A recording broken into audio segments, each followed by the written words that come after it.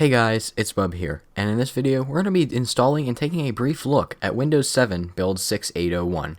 Windows 7 6801 is an interesting build of Windows 7.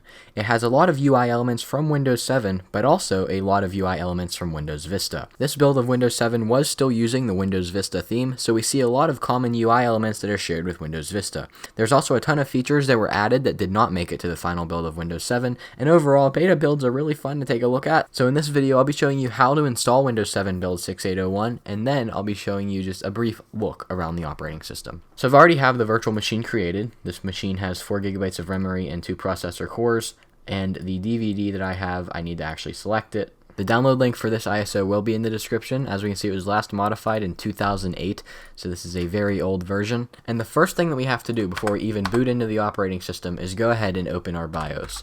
As if you don't know, all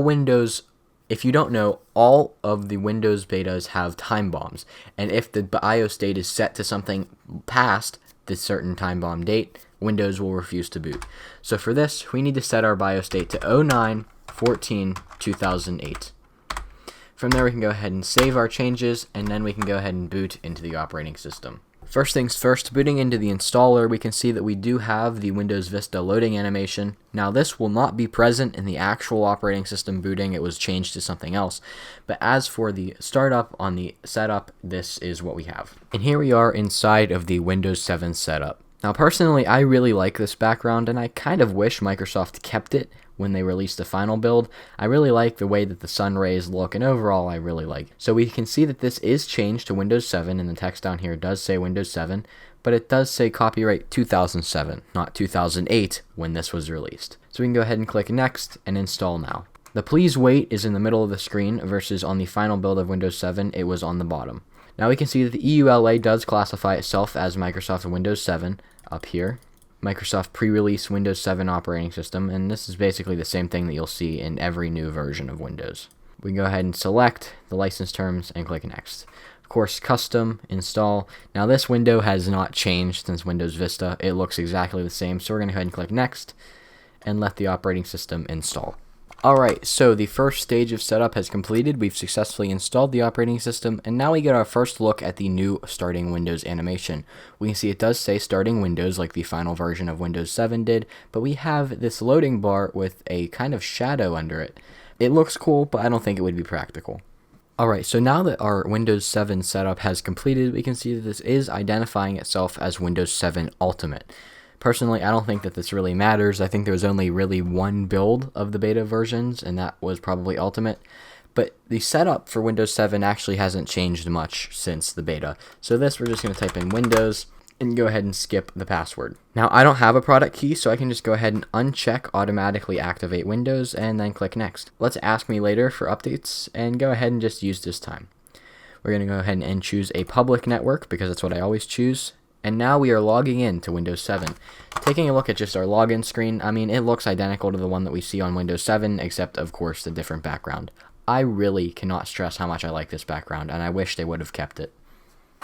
The first problem we've ran into is actually with VMware. We cannot install VMware tools on this operating system because this needs to have Service Pack 1.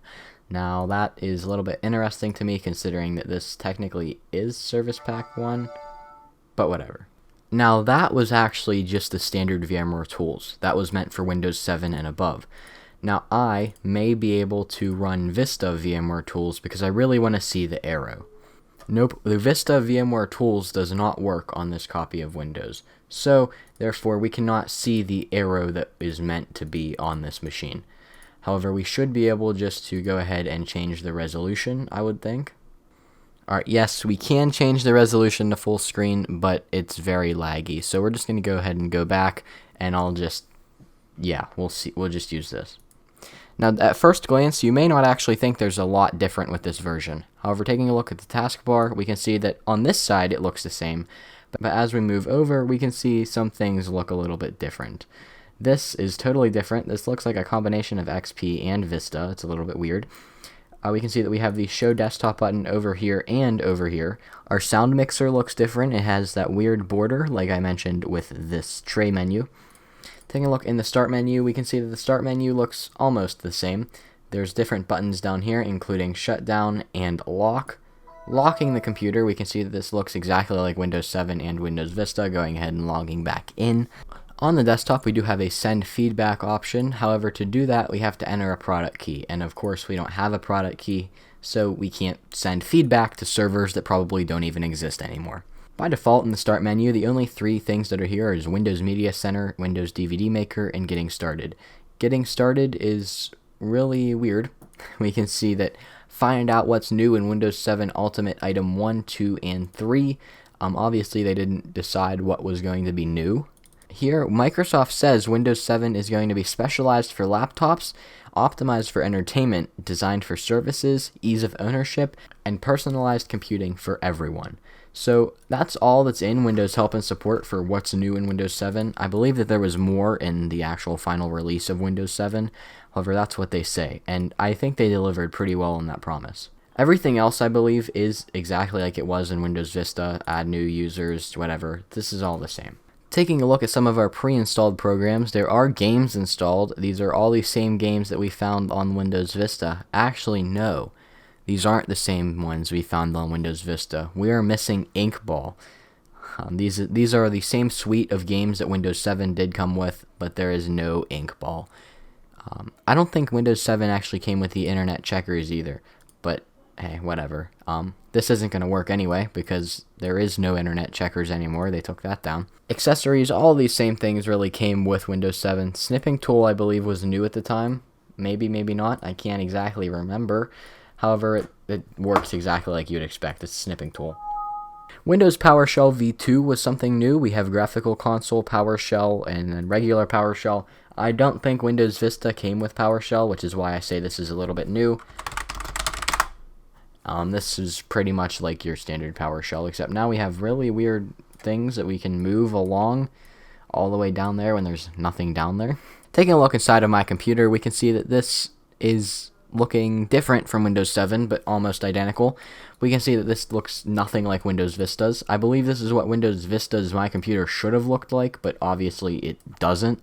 It looks more like Windows 7's. However, Libraries does look like a front of a government building. But other than that, a lot of the icons are the same. Network is obviously changed. But other than that, this is basically your Windows 7 file explorer. Taking a look in the taskbar settings, because we do know that the taskbar has changed in Windows 7. So far, I can tell that there's no way to get the standard little button taskbar like we have on Windows 7. One thing that when I find myself going back to older versions of Windows that I really miss is arrow snap, snapping to the top and snapping to the sides.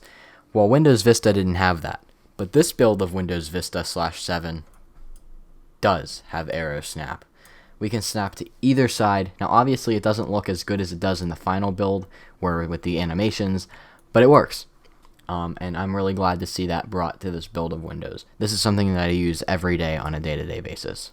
So this build of Windows 7 does look a lot like Windows Vista. So that kind of begs the question, how did we end up getting to where we are today?